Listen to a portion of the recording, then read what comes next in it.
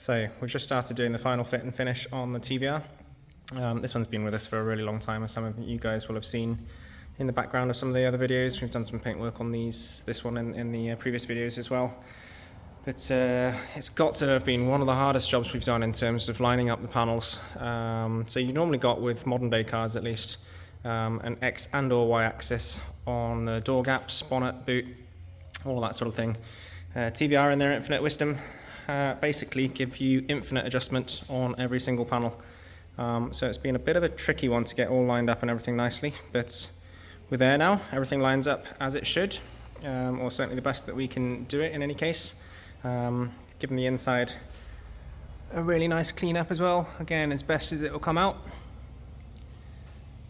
It's night and day difference compared to what it was. There's still the final clean down to do and everything. We'll get it outside, pressure washed off, get all the dust polishing residue off before the final polish to really bring it up.